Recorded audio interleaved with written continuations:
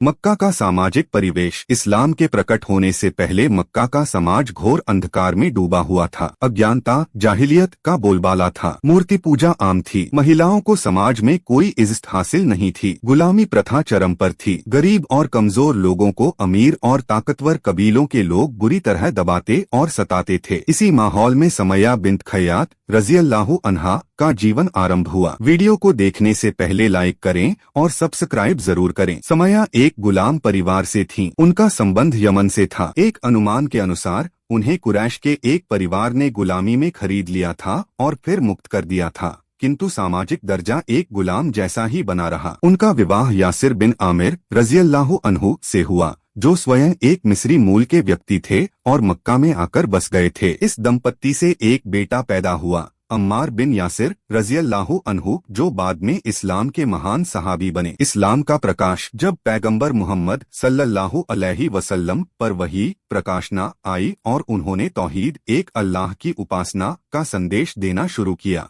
तो यह संदेश मक्का के शोषित और दबी कुचली जनता के लिए राहत और उम्मीद का पैगाम था। समय्या और उनके परिवार ने भी इस्लाम की शिक्षाओं में सच्चाई पहचानी। अम्मार बिन यासिर सबसे पहले मुसलमानों में से थे और उनके माता पिता यासिर और समय्या ने भी इस्लाम कबूल कर लिया। उनका इस्लाम कबूल करना मक्का के बड़े कबीलों, खासकर बानु मखजूम के प्रमुख अबू जहल को नागवार गुजरा। गुलाम वर्ग के मुसलमानों को, जिनके पास न तो सामाजिक सुरक्षा थी न ही आर्थिक ताकत, सबसे ज्यादा यातनाएं दी गईं। समय्या, यासिर और अम्मार ऐसे ही लोगों में से थे। यातनाओं का आरंभ। अबू जहल और कुरैश के अन्य सरदारों ने समय्या और उनके परिवार पर अत्याचार करना शुरू कर दिया। उन्हें खुले मैदान में धूप में खड़ा किया जाता, गर्म पत्थरों पर लिटाया जाता, पानी से वंचित किया जाता, शरीर पर लोहे की जंजीरों से मार लगाई जाती। समय्या पर होने वाले अत्याचारों की कोई सीमा नहीं थी। अबू जहल स्वयं उन्हें गालियां देता, उन्हें मारता और उनसे उनके धर्म से फिरने के लिए कहता, मगर समय्या की जिहाद की भावना इतनी मजबूत थी कि उन्होंने हर अत्याचार को सब्र और ईमान के साथ झेला। सब्र और ईमान का प्रतीक। समय्या बिन्त खय्यात रज़ियल्लाहु अन्हा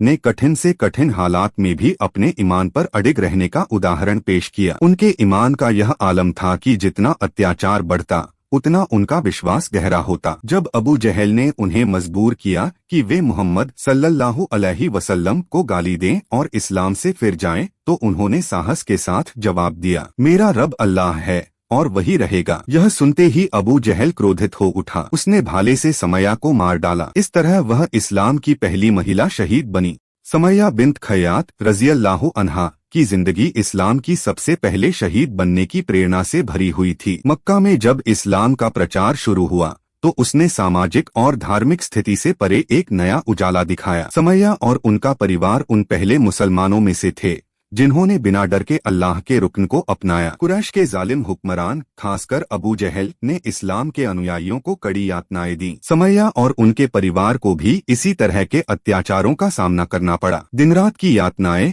गरम रेत पर लेटना, जलते हुए पत्थरों पर उनके शरीर को रखा जाता, फिर भी उन्होंने अपने ईमान पर कोई आंच नहीं आने दी। जब अबू जहल ने उनसे इस्लाम छोड़ने की बात की, तो समय्या ने जवाब दिया, मेरा रब अल्लाह है और वही रहेगा। यही साहस था जो उसे मरने तक अपने ईमान पर कायम रहने की ताकत देता था। अंत में अबू जहल ने उन्हें अपने जुल्मों से शहीद कर दिया, लेकिन उनकी शहादत ने इस्लाम के संदेश को और अधिक सशक्त किया। समय्या की शहादत इस्लाम की जीत का प्रतीक बनी। यह एक ऐसी कुर्बानी थी जिसने इस्लाम के प्रचार को और भी ताकत दी और पूरे मुस्लिम समुदाय को सच्चाई की राह पर चलने की प्रेरणा दी।